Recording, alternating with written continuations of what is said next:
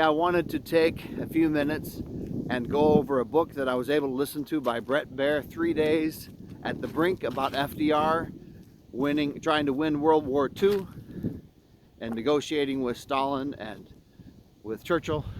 And so I wanted to do it in a setting where it would be a little more interesting, and maybe you can try to guess where this video was made. There'll be more clues as we move along in the video here. So want to say that there's things that they say you can't do, and one of the things that they say that you can't do is you can't fight City Hall. Can't fight City Hall. Well, that's exactly what Churchill did when he was nominated as a Democrat in New York for a state office. He the first thing he said when he got up to accept his nomination is, "I am not beholden to anyone." That was interesting. Earlier walking by, there's a mushroom out there growing on a log in the middle of the creek. So I know I've heard that mushrooms like moist places, but I guess that definitely qualifies.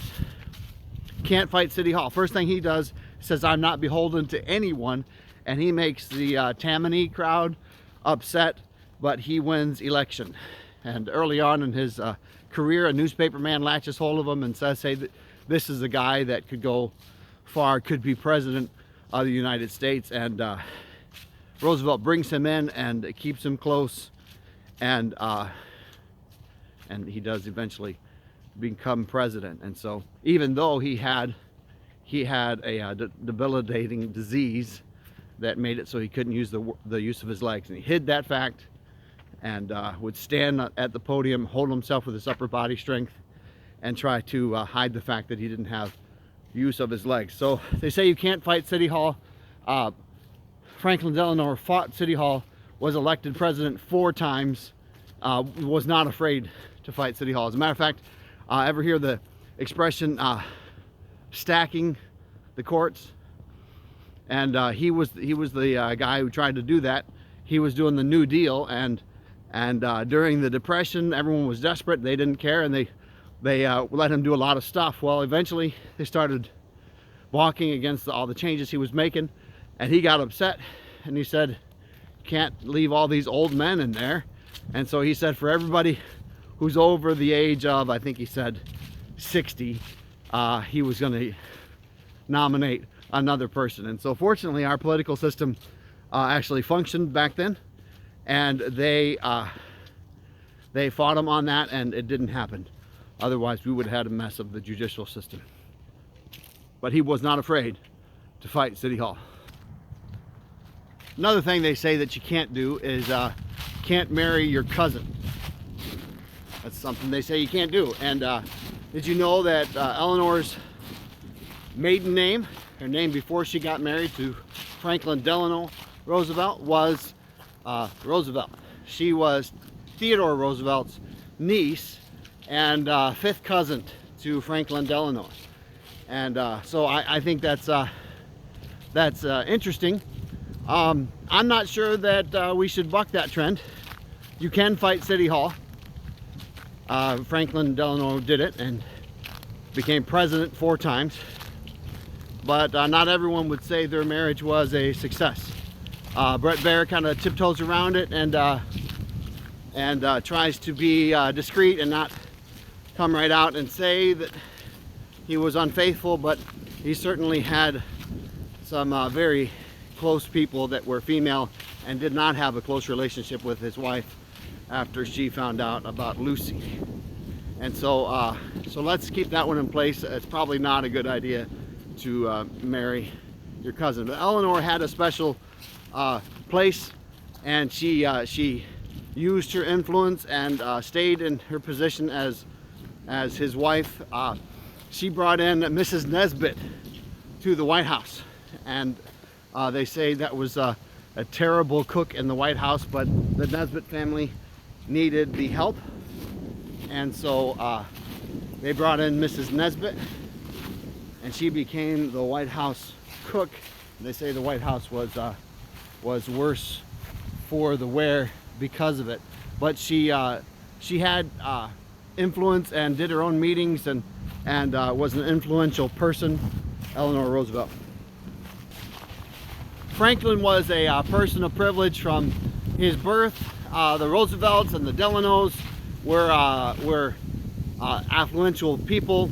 Hyde Park, and his father was in his 50s when he was born, and didn't have a close relationship with his father, but his mother doted on him and really kind of made him to be a special person since he was a child. But what I think was interesting is that the King of England was coming to Canada, and he wrote to the king and said, you know, wouldn't you like to have a break from all that formality and come and go to the Hyde Park with me, to the little cabin that I have? And so he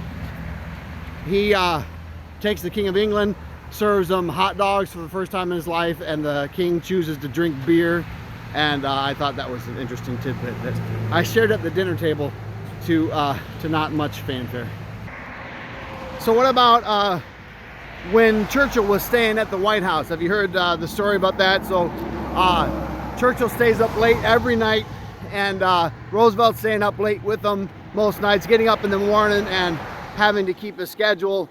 And you know, they're worried about Roosevelt's schedule, but Roosevelt goes up to Churchill's room at late at night, and he goes in the room, and Churchill comes out of the bathroom buck naked. Roosevelt's like, oh, I'm sorry, and Churchill says the Prime Minister of England has absolutely nothing to hide from the President of the United States. So the last thing that they say that you can't do, you can't force the channel. You can't force the channel. The Romans were the last to make a successful invasion from Europe to England. And what was needed was an invasion from England to Europe. That's the reason why Roosevelt was the moderator at the 3 days in Tehran, because America had the resources to stop Hitler. They had the manpower to stop Hitler. And so he was considered the moderator. He was the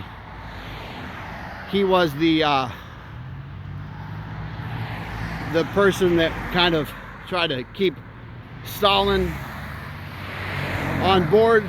They needed Stalin to be on board, because if Stalin wasn't on board, then Hitler could turn his attention to Western Europe. And so they needed Stalin to stay on board. And so what they say you can't do is you can't forge the channel. And that's exactly what they did. They forged the channel. They deployed 34 amphibious tanks, and my recollection is only 8 of them made it to the beach. Rommel had gone back to Berlin. Rommel said there's not going to be an invasion, so he went back to Berlin and gave up on the idea of there being an invasion, and missed D-Day because he was back in Berlin. And so what they say is you can't force the channel.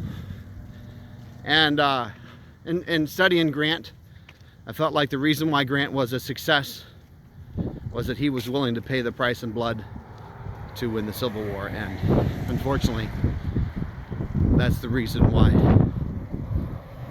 Delano was a success with D-Day and with World War II. He was willing to pay the price in blood of our young men to win World War II. Good book. I enjoyed Bret Baier. He talks for a living, and so I'm sure about half of you that'll bother that he's narrating it himself. But you know, it's his book. He believes what he's written, and he reads it well. So I enjoyed that. I enjoy the little details about, you know, about everyday life with the Roosevelts, and just the country as it was. The talk about prohibition, and Roosevelt being the politician, being wet but not too wet, talking about prohibition And I feel like he was maybe too much of a politician with Poland, and I feel like if he had lived, maybe he could have charmed Stalin. They get the impression that he charmed Stalin. I don't know, but what happened with Poland after the war was not something that any of the Allies would have wanted, and so. But he did not want to make any commitments because of all of the Polish voters in the U.S. He may have been too much of a politician on that standpoint.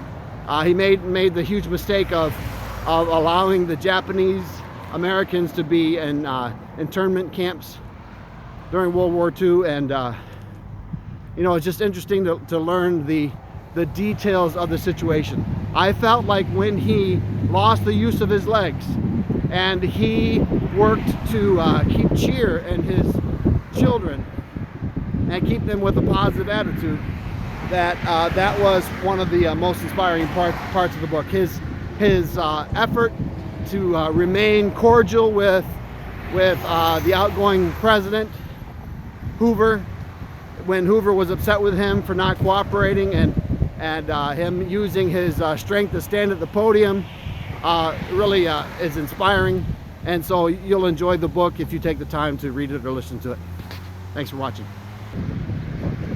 So if you haven't guessed where I am yet, there's McBurger behind me, and then also Kelloggsville Elementary School.